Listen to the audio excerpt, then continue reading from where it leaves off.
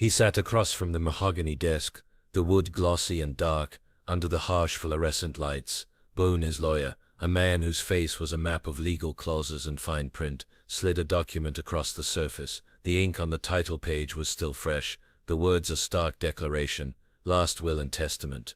Orson's hand, spotted with age, trembled slightly as he picked up the heavy pen. He looked dead at the signature line, a single empty space that would change everything. His gaze drifted to a small framed photo on the corner of the desk, a picture of two young boys, a lifetime ago. He and his brother Cal, no older than 10, stood on a riverbank, fishing poles held high like lances.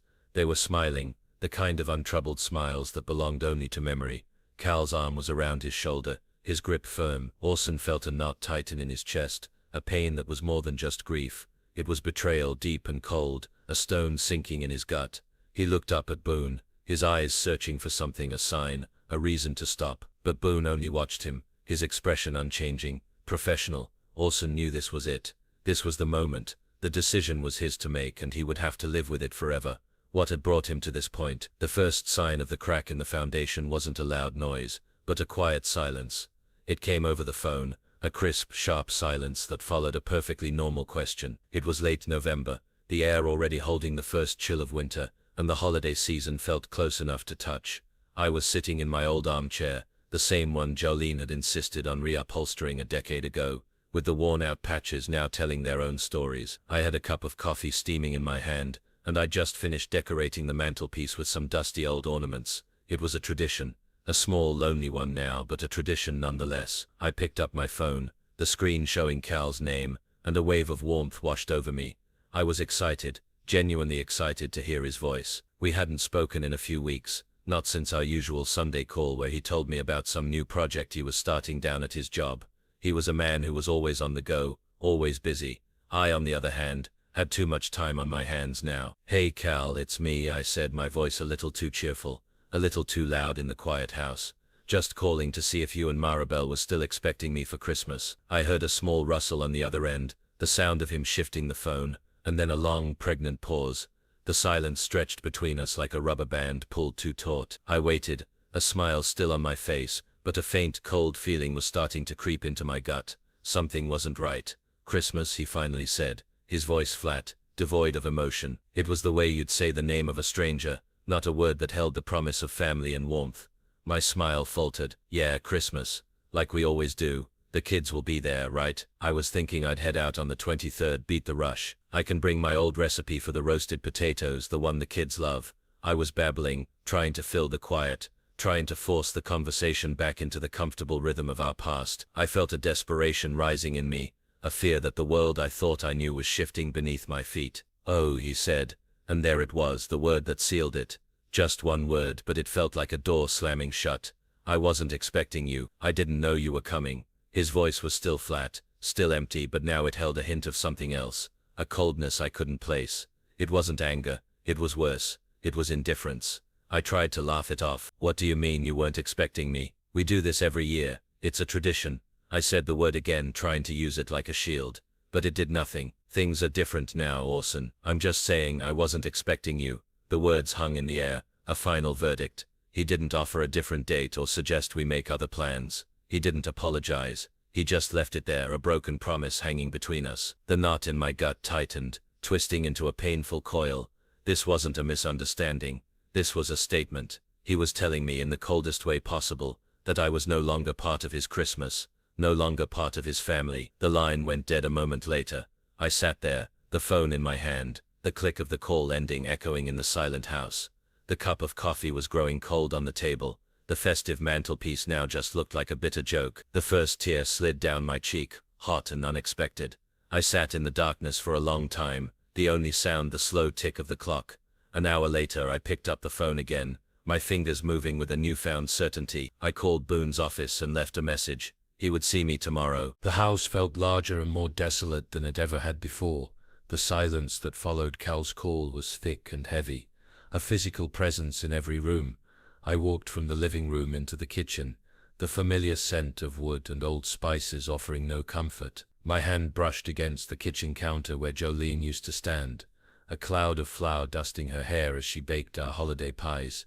She had always loved the holidays, always insisted on us being with family, and for years that had meant Cal and his family. The memories hit me like a physical blow, each one a stark contrast to the cold indifference I had just been shown. I remembered one particular Christmas 20 years ago. The power had gone out in a terrible storm. The kids were terrified and the adults were bickering, but Cal had found a box of old candles in the basement. He'd lit them all, placing them around the living room until the room glowed with a soft, warm light. He'd sat us all down by the fireplace and told silly stories until we all forgot about the storm raging outside. It was a simple thing, but it was a kindness that had stuck with me. He was the brother who would always be there. That thought brought another memory, one from much further back. We were just kids then, maybe 11 and 13, sitting in the treehouse we'd built in the woods behind our childhood home. The summer air was thick with humidity and the smell of pine. We were talking about our future, the big wild future we couldn't yet imagine. I was the older one, and I was full of worry and responsibility, always thinking about school and what I was going to do with my life. Cal was the dreamer, the one who saw the world in brighter colors.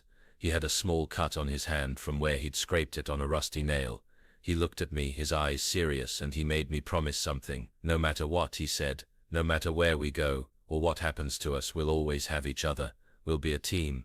You'll be my family and I'll be yours. He held out his hand, and I grasped it, shaking it with all the seriousness a boy could muster.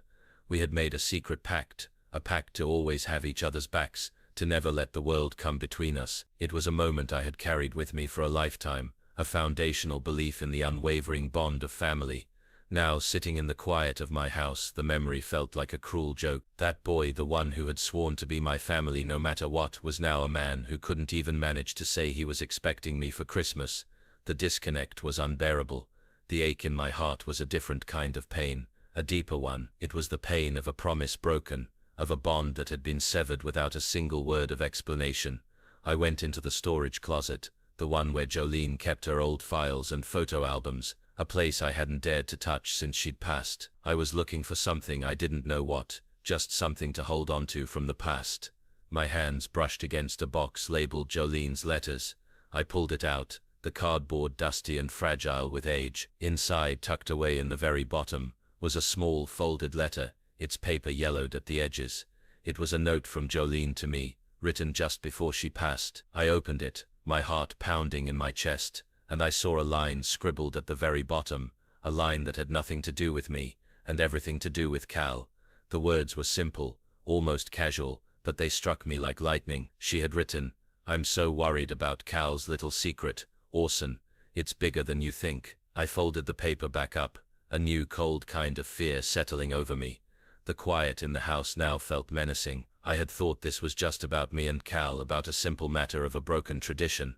But the letter from Jolene, the one I had just found, told a different story. It ended with a single cryptic phrase, a phrase that would propel me forward on a path from which there was no turning back. The cryptic line from Jolene's letter was a stone dropped into a still pond, and the ripples were spreading. "I'm so worried about Cal's little secret, Orson. It's bigger than you think." The words were like a ghost whispering in my ear, twisting every memory and every feeling I had about my brother. I found myself replaying our last few conversations, searching for a hint, a clue I had missed. The usual talk about work, about his kids, about a leaky faucet. Nothing. But then a specific image surfaced in my mind, a fleeting moment from months ago. I had been driving downtown, heading to the hardware store, and I saw Cal's old pickup truck parked on the street. It was a beat-up Ford, the kind he'd had for years, and he'd always been proud of it. But it wasn't the truck that caught my eye. It was where it was parked, right outside the big glass window of the pawn shop. I remember thinking it was odd, but I had dismissed it. Maybe he was just getting something fixed. Maybe he was looking for a gift. My mind had quickly moved on to the list of things I needed to get from the store. But now, with Jolene's words ringing in my ears, the image took on a new, sinister weight. I remembered the way he had been acting lately, how he'd been so evasive when I asked him about his new job, how he'd cut our calls short and made excuses to avoid getting together for our weekly dinners. It wasn't just about Christmas. There was something else, something I couldn't see. The fear grew, an icy tendril that wrapped itself around my heart. I wasn't just being left out, I was being shut out. And Jolene's letter was telling me why. It was a secret he was desperate to keep. But what kind of secret would make him push away the only family he had left? I thought about the words again. It's bigger than you think. That meant more than just a little financial trouble. It meant something that had the power to change everything.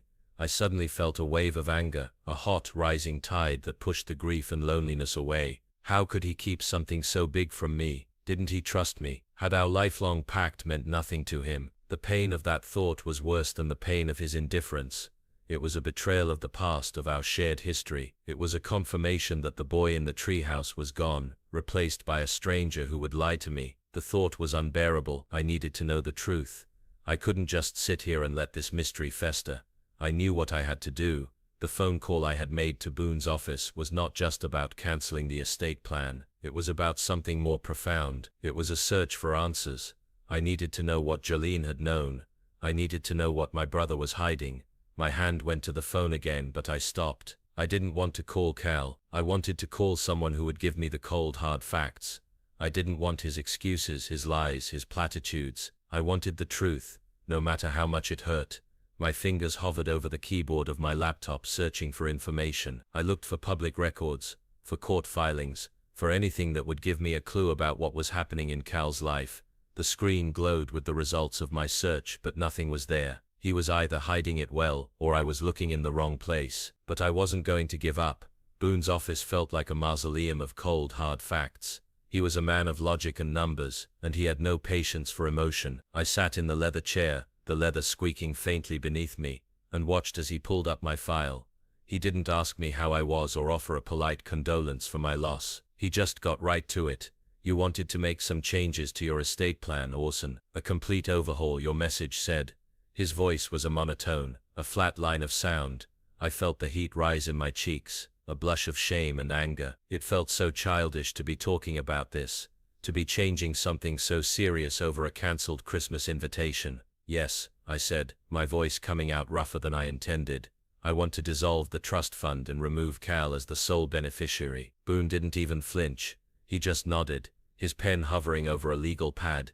And you want to name a charity instead, correct? The one that provides aid to veterans. My heart pounded in my chest. He had already looked up my message, already knew my plan.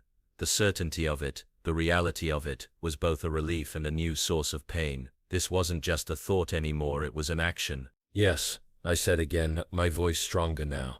That's what I want to do. Boone sat back in his chair, his eyes fixed on mine. Orson, I have to advise you to reconsider this. You and Jolene spent a long time crafting this plan. You went through every detail, every contingency. This was your legacy, your way of ensuring your brother was taken care of. A decision like this, especially so soon after Jolene's passing, could have legal consequences. His words were a warning, a cold dose of reality. But I didn't care. The betrayal I felt, the pain of being shut out, was a fire burning in my gut. I didn't want to be the older brother who was supposed to take care of his younger brother anymore. I wanted to be the man who was respected, the man who wasn't taken for granted, the man who had been told he wasn't wanted at Christmas. I'm not a child, Boone. I know what I'm doing, I said, the words coming out sharper than I intended. Boone nodded slowly, a hint of something unreadable in his eyes. I understand your frustration, Orson, but this is not a decision to be made in a moment of anger. What if he needs the money? What if he's in some kind of trouble? His questions hit a nerve, a raw spot in my soul. They were the very questions I had been asking myself. What if he was in trouble? What if he had been too proud to ask for help? My anger flared, but it was mixed with a new kind of fear. What if I was making a terrible mistake? If he needed me, he would have called me, I said, my voice filled with a bitterness I hadn't known I possessed. He would have said something, but he didn't. He just said he wasn't expecting me. Boone didn't say anything. He just looked at me, a long, steady look that held no judgment, only a deep professional curiosity. He saw the pain in my eyes, the rage boiling just beneath the surface, and he knew there was no talking me out of this. He pushed a stack of papers toward me, a new, clean document, a declaration that would undo a lifetime of love and care. The signature on the paper was a heavy weight on my soul, but it was also a key unlocking a new sense of purpose. I was no longer just the grieving older brother. I was a man on a mission. Jolene's letter, the one I had found in the old box, had mentioned a secret about Cal's finances. I knew Boone's advice was sound, but my gut told me there was more to this story than just a moment of anger. I went back to the old box, the one where Jolene kept her letters. I knew she was a methodical woman, a keeper of records, and if there was a secret she would have documented it. I searched for hours, pulling out old tax returns, faded bank statements, even a few receipts for things I had long forgotten. And then at the very bottom, beneath a stack of old recipes, I found it. A small manila envelope sealed with a piece of tape that had dried and cracked with age. Inside there were a series of documents, each one a sharp, precise blow to my heart. The first was a bank statement, and the numbers were staggering. A loan taken out years ago, with a balance so high it made my head spin. It wasn't a mortgage or a car loan. It was a personal loan, the kind you take out when you're desperate. But it was the name on the loan that sent a chill down my spine. It was in Cal's name. The second document was a legal paper, a court filing for a case I had never heard of. It listed Cal's name as a defendant in a lawsuit, a civil suit filed by a business partner from a company he had started a decade ago. It was a case about fraud, about a deal gone bad, about a broken promise. The dates on the documents lined up with a period of my life when I was focused on my own career and my family. I had always assumed Cal was doing fine, that his new business was a success. He had always been so good at putting on a brave face, at making everyone think he had it all together. But these papers told a different story. They told a story of a man who was drowning, a man who had made a terrible mistake and had been paying for it ever since. I was no longer angry. The fire in my gut had been replaced by a cold, numbing shock. This wasn't about Christmas. This was about a lifetime of secrets, about a bond that had been held together by a thin veneer of lies. I remembered the conversation with Boone, his warning about Cal needing the money. He had been right. Cal didn't just need the money, he was drowning in debt, and he had kept it all a secret from me. The pawn shop, the evasive behavior, the short phone calls, it all made sense now. He wasn't pushing me away because he didn't care, he was pushing me away because he was ashamed. He couldn't face me, couldn't look me in the eye because he had failed. He had broken our pact, not out of malice but out of a desperate silent struggle. My heart ached for the man he was, for the little boy in the treehouse who had promised we would always be a team. But then I saw the last document in the envelope. It was a small piece of paper, a receipt from a local charity, and it showed a large anonymous donation made in Cal's name. The rain was coming down in thick, cold sheets when I pulled up to Cal's house. My hands were gripping the steering wheel so hard my knuckles were white. The papers, the ones I had found in the manila envelope, were on the seat beside me, a silent accusation. My anger had returned, but it was a different kind of anger now, a colder, more resolute kind.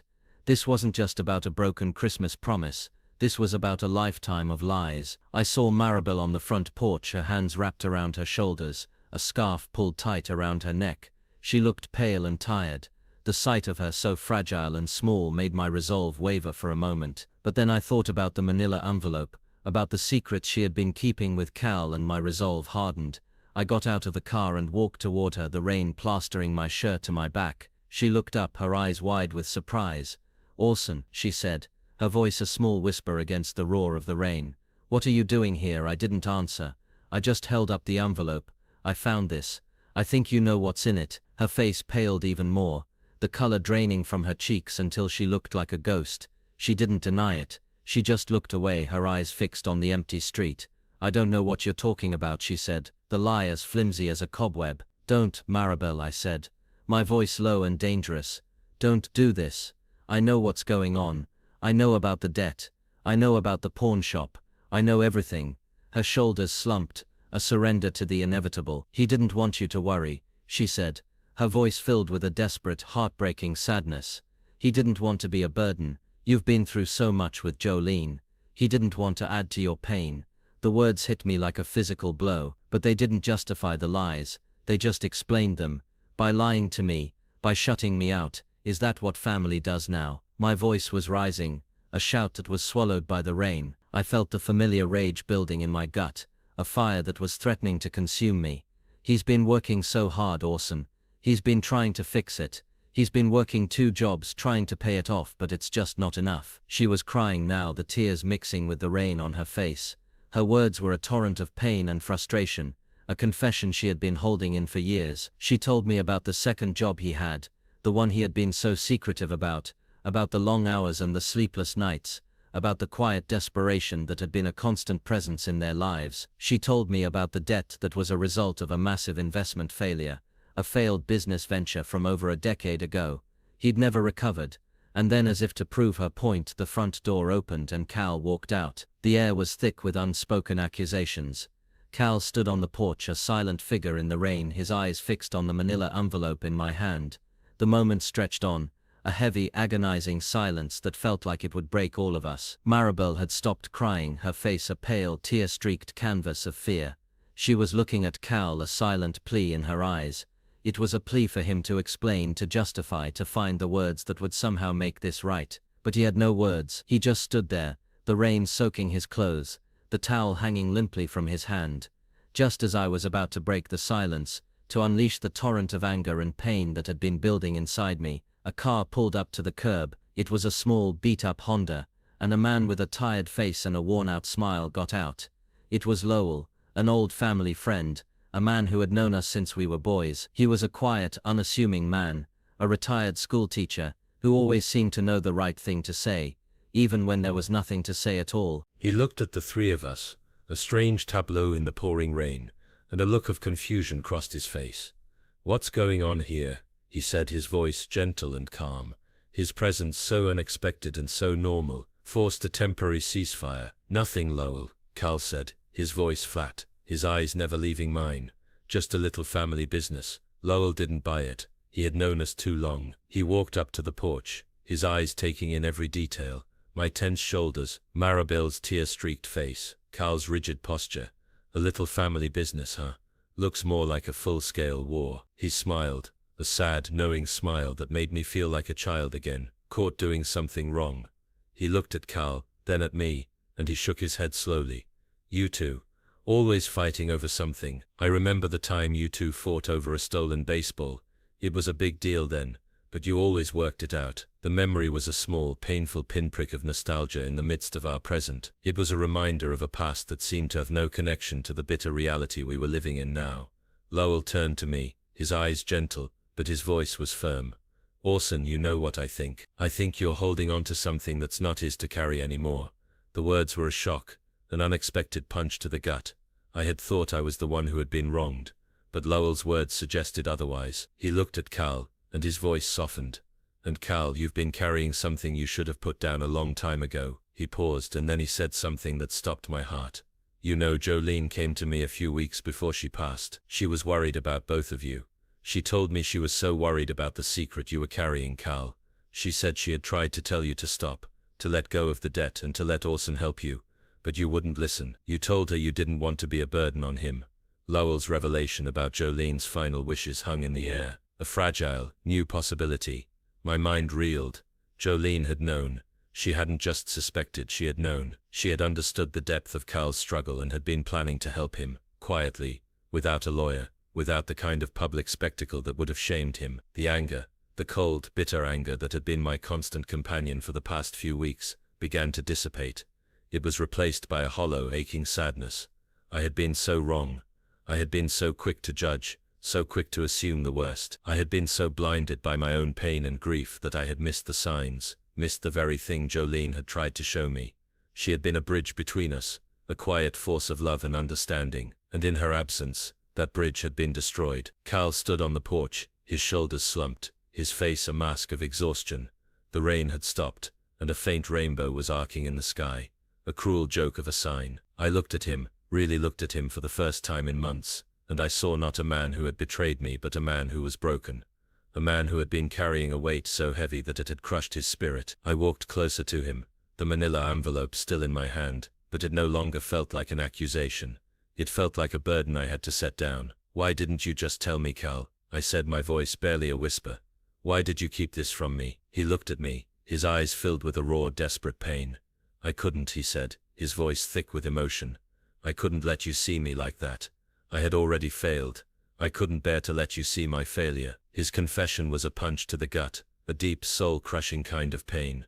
It was the truth, and it was so much more devastating than any lie could have been. He wasn't trying to scheme me out of my money. He was trying to save himself from shame. He was trying to protect me from the ugly truth of his life. He was still the same boy from the treehouse, the boy who had made me a promise. He just didn't know how to keep it without breaking himself. I reached out and put a hand on his shoulder.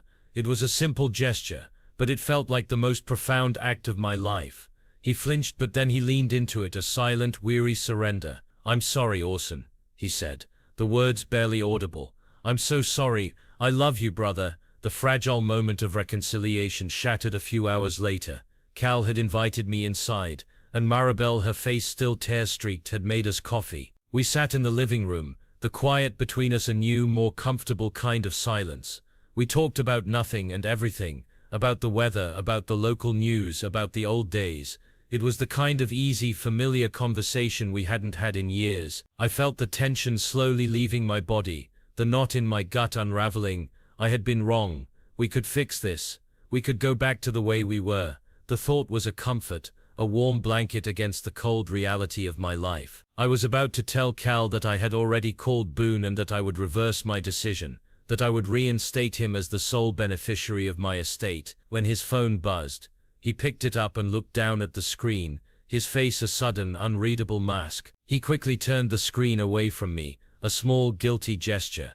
"Just a work thing," he said, his voice a little too casual, but something about his demeanor made me suspicious.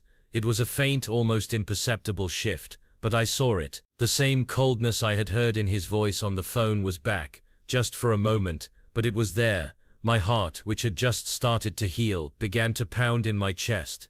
I knew I was being paranoid. I knew I was looking for a reason to distrust him, but I couldn't stop myself. My eyes, without my permission, were drawn to the phone. He had set it down on the coffee table and the screen was still on. A new text message notification had popped up, a message from Maribel. I couldn't read the whole thing, just a few words, a small, cruel glimpse into a conversation I wasn't supposed to see. The words were a knife in my heart. "He's buying it," the text said. "Just keep playing along. We can't lose this now." My breath caught in my throat. I felt the blood drain from my face. My body went cold. The conversation we had just had, the tears, the apologies, the promises, it was all a performance. It was a show for my benefit, a lie. It wasn't about forgiveness or love or reconciliation.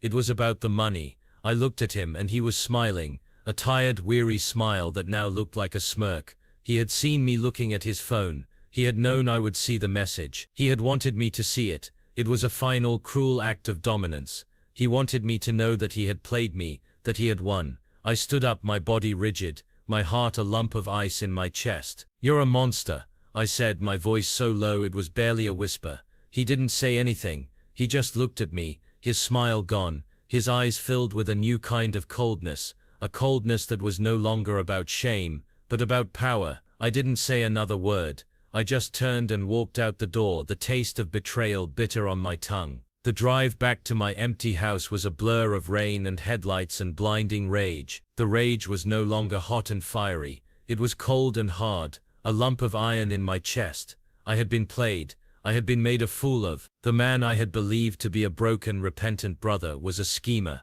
a liar, a man who would use my grief and my love against me. My hands gripped the steering wheel so hard my knuckles ached. I pulled into the driveway, got out of the car and walked into the house. The silence no longer comforting, but a cruel reminder of my isolation. I had to do something. I had to make a statement. I had to make sure he knew that I knew. And I had to make sure he would never get his hands on a single penny of my money. I went to my study, a room I hadn't used in months, and pulled out my laptop. I didn't call Boone. I knew he would try to talk me out of this, to reason with me, to remind me of the legal consequences. But I didn't care about consequences. I cared about justice. I was going to do this my own way. I had an old dusty legal book on my shelf, a book I hadn't opened since my days as a young lawyer.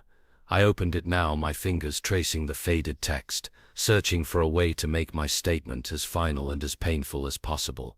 I found what I was looking for, a clause, a small, seemingly insignificant clause that would allow me to change the beneficiary of the trust fund to a non-profit organization, one that would make the money inaccessible to him, one that would be a slap in the face to his greed. I had an idea. I remembered a conversation with Jolene, a conversation from years ago, about a cause she had been passionate about, a cause that Cal had always mocked. It was a local foundation that provided aid to low-income artists, a cause that Cal had always found to be a ridiculous waste of money. I knew this was what I had to do, not just to take the money away from him, but to give it to something he despised. It was a final, cruel act of revenge. It was a statement that would hurt him more than any words ever could. I found the Foundation's contact information online and wrote out a detailed letter, explaining my intentions and the nature of the gift. I didn't mention Cal by name. I didn't have to. He would know. I finished writing the letter, the words a cold, hard comfort in the darkness. I was about to call the Foundation when my phone rang. It was Cal. I stared at the screen, a new wave of anger washing over me. He had the audacity to call me after what he had done. I let the phone ring and ring, the sound a shrill, irritating intrusion in my silence. He called 3 more times and then he stopped. A minute later, a text message came through. "Orson, please, let's talk. I know you saw the message. It wasn't what you think. Please." The words were a new lie, a new attempt to manipulate me, and they made my blood boil. I typed out a short, cold response. "It's done. Don't call me again." I hit send and immediately blocked his number. I felt a small, bitter satisfaction as I watched the message go through. The next day, a package arrived on my doorstep. It was a thick, legal-sized envelope with the return address of Boone's office. I opened it with a sense of dread, my hands shaking. Inside there was a letter from Boone, informing me that the process of dissolving the trust fund had begun, and that the funds were being transferred to the foundation I had named. The letter also included a copy of the legal document I had signed, the one that made my decision final. I felt a sense of both relief and dread. The relief was short-lived, replaced by a cold, hard satisfaction. It was done. I had won, but the dread was still there, a constant presence in my chest. A few hours later, a car pulled into my driveway. It was Cal's old pickup truck, the one I had seen at the pawn shop. I didn't answer the door. I just stood behind the curtains, watching as he got out of the car. He looked older, more tired than he had just a few days ago. He was wearing the same worn-out jacket I had seen him in countless times before. He walked to my front door and knocked, a short, sharp series of raps that echoed in the silent house. He knocked again, and then he began to plead. "Orson, please. I know you're in there. Please, just talk to me." I didn't move. I just stood there, my hand gripping the edge of the curtain, my heart pounding in my chest. He knocked again, and then he began to shout. "I know you saw the text, Orson. I know what you think, but you don't know the whole story." His voice was raw, filled with a desperate, heartbreaking pain. It wasn't the voice of a schemer. It was the voice of a man who had nothing left to lose. It wasn't a lie. It was the only way I could think of to get you to talk to me. Maribel and I, we were trying to figure out a way to get you to listen. She didn't want you to see me like this, a failure. His words were a torrent of pain and frustration, a confession he had been holding in for years. But I didn't believe him. I had seen the text. I had seen the cold, calculating look in his eyes. I had been played. I just stood there, a silent, unmoving statue, listening to his desperate pleas. I was wrong, Orson. I was wrong to lie to you. I was wrong to shut you out. But I couldn't face you. I couldn't face the man who had everything, the man who was so successful, when I was such a complete failure. The confession was so raw, so honest, that for a moment, I almost believed him. But then I remembered the text message, the one that had shattered my heart. I remembered the smirk on his face, the look of a man who had just won a game. I couldn't let myself be fooled again. He was silent for a moment, and I heard him take a deep, shaky breath. "It's not about the money, Orson," he said, his voice a broken whisper. "It never was. It's about something else, something from our past, something you don't remember." The words were a new kind of shock, a new kind of fear. What could he possibly be talking about? What could be so bad, so terrible, that it would make him lie to me, to push me away, to make him a desperate man? Cal's words had a chilling effect, like a sudden drop in temperature. Something from our past, something you don't remember. His voice, through the closed door, was a desperate whisper, but it cut through the rain and the silence, and it got into my head. I had spent the last few hours in a haze of cold, hard anger, but his words had shaken me out of it. What could he be talking about? What was so terrible, so earth-shattering, that it would make him behave this way? I hadn't known what to do. My hand was on the doorknob, ready to open the door, but a new fear had gripped me. What if he was just trying to manipulate me? What if this was just a new, more elaborate lie? I had already fallen for one of his tricks. I couldn't let myself fall for another. But the look on his face, the sheer desperation in his eyes, was something I couldn't forget. It wasn't the look of a man who had won a game. It was the look of a man who was drowning. He started to talk, his voice low and urgent. A confession poured out into the rain. He told me about a night I had long since forgotten. We were teenagers, maybe 16 and 18, and we had snuck out of the house to go to a party. We weren't supposed to be there and we weren't supposed to be drinking. He was a new driver, and he was proud of the car, an old Ford with a rusty engine. He was speeding, and he was showing off, and he hit something. We both knew what we had done, but we were too scared to stop.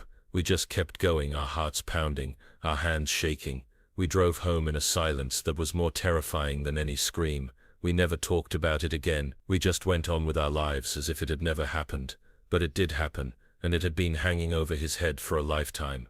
He told me that for years, he had been haunted by the memory, by the fear that someone would find out. He had lived his entire life in a state of quiet desperation, of constant dread, of a secret that was slowly eating away at his soul. He had made a series of bad financial decisions, a series of failed business ventures, and a mountain of debt. He told me that his financial troubles weren't the cause of his actions, they were the consequence. He was trying to outrun the ghost of that night, and it had finally caught up with him. He was a broken man, a man who had lived his life in a constant state of fear. The Christmas snub wasn't a choice, it was a consequence of that fear. He couldn't face me, couldn't look me in the eye because he was afraid I would see the truth about that night, the truth about the secret he had been carrying, the truth about his life. He was a man who was afraid of the light, a man who would rather live in darkness than risk the shame of being exposed. My hand was still on the doorknob, but now I felt a new kind of fear, a fear that was not about him but about me, a fear that came from the depths of my own memory. I stood behind the door, my body frozen, my mind reeling. The memory, the one Cal had just unearthed, was a raw, aching wound. I had pushed it down for so long, buried it so deep that I had forgotten it even existed. I remembered the night now, the feel of the steering wheel in my hands, the smell of cheap beer, the blur of the headlights, the sudden terrible jolt as we hit something. I remembered Cal's face, pale and terrified as we drove away. We had never spoken of it again. We had just gone on with our lives as if nothing had happened. We had been so young, so foolish, so terrified. We had been just boys, and we had done a terrible thing. But as the memory came back, a new detail, a shocking twist came with it. It wasn't Cal who was driving. It was me. My mind, in a desperate attempt to protect myself, had twisted the memory, had made Cal the driver, had made him the one who was responsible. I had forgotten. I had just forgotten, and for a lifetime I had let him carry the guilt. I felt a new kind of pain now, a pain that was more than just grief or anger. It was a deep, bone-crushing kind of shame. I had blamed him for a crime that was my own. I had punished him for a mistake that was mine to carry. I had built a life on a lie that had been a silent companion for decades. I had looked at him and seen a failure, a man who had betrayed me, but all he had been doing was living with a lie that was mine to carry. The Christmas snub, the short phone calls, the evasive behavior, it all made sense now. He wasn't pushing me away because he was a monster. He was pushing me away because he was still living with the guilt of a crime he hadn't even committed. He was still trying to outrun the ghost of that night, and the ghost was my own. I had been so convinced of his betrayal that I had blinded myself to the truth. I had looked for a villain, and I had created one out of a man who was my brother. He had just been trying to protect me, to keep me from the ugly truth of our past.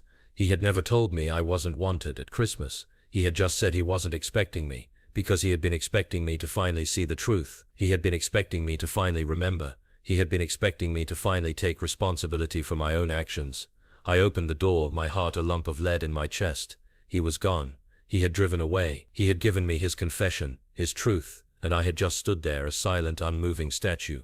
I had let him go, and I had let him carry the burden for a lifetime. The house felt larger and more desolate than it ever had before. The silence was thick and heavy, a physical presence in every room. I felt a deep, crushing kind of shame, a shame that was so profound it made my bones ache. I had to fix this. I had to do something. But what? I had already called Boone. I had already made a new will. The process was already in motion. I called Boone's office, my hands shaking so badly I could barely hold the phone. Boone, it's Orson. I need to reverse the changes. I need to reinstate my brother. There was a long, cold pause on the other end of the line. Orson, you can't just reverse these things. It's a long, complicated legal process. It could take months, years even. The funds have already been allocated to the foundation. You signed a legal document. His words were a cold, hard dose of reality, a slap in the face. I had been so quick to act, so quick to punish that I had not considered the consequences. My rage had been a fire and it had consumed everything in its path. I had burned the bridge between my brother and me, and I had done so with a finality that I now realized was irreversible. "What can I do?" I said, my voice a broken whisper. "There has to be something I can do." Boone was silent for a moment and then he spoke, his voice gentle and calm. "You can make a new will, Orson. A new will that leaves everything to your brother. It would override the old one, but it would have to be signed and notarized." The words were a lifeline, a small fragile spark of hope in the darkness, but the process would take time, and I had no guarantee that Cal would even talk to me. He had given me his truth, his confession, and I had just stood there a silent, unmoving statue. I had let him go. I had to find him. I had to tell him the truth. I had to tell him that I remembered. I had to tell him that I was sorry. I had to tell him that I loved him. My heart ached with a new, raw kind of pain, a pain that was not about me but about him. I had to find him. I had to tell him the truth. I had to tell him that I was sorry. I had to tell him that I loved him. I went to my study, a room I hadn't used in months, and pulled out my laptop. I found the contact information for the foundation I had named in my will. I wrote them a letter, a long, heartfelt letter, explaining my mistake and asking them to decline the gift. I knew it was a long shot, but I had to try. I sat in Boone's office, the leather chairs squeaking faintly beneath me. The atmosphere was different now. The cold, hard facts were still there, but now they were accompanied by a new, more somber truth. I had made a terrible mistake and I had to live with it. I had a new will in my hand, a new, clean document that would undo the terrible thing I had done. I looked down at the signature line, the same empty space that had held a lifetime of anger just a few weeks ago, but now it held a different kind of emotion. It held love. It held forgiveness. It held a deep, profound kind of sorrow.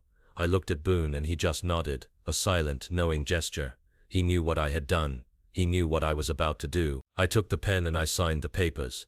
I didn't hesitate. I didn't tremble. I just signed. It was an act of pure sacrifice, an attempt to heal a wound that had festered for decades. The new will wasn't about money anymore. It was about a different kind of legacy. It was about a lifetime of love and regret, a lifetime of unspoken truths and a broken promise. It was about a lifetime of love and regret, a lifetime of unspoken truths and a broken promise. I finished signing the papers and I looked at Boone and I felt a new kind of peace. I had done what I had to do. I had to tell him the truth. I had to tell him that I remembered. I had to tell him that I was sorry. I had to tell him that I loved him. I picked up my phone, my hands no longer trembling, and I found his number in my contacts. I knew he had blocked my number, but I had to try. I had to do something. I had to show him that I was trying. The phone rang and I heard the faint click of a voice message. I was about to hang up, but then I heard a voice on the other end. It was Maribel. She was crying. "He's in the hospital, Orson," she said, her voice a broken whisper. "He had a stroke. He was so worried about the estate, about what you had done. It was all too much for him." The words hit me like a physical blow. I felt the blood drain from my face. I had to go to him. I had to go to him now. I had to tell him the truth.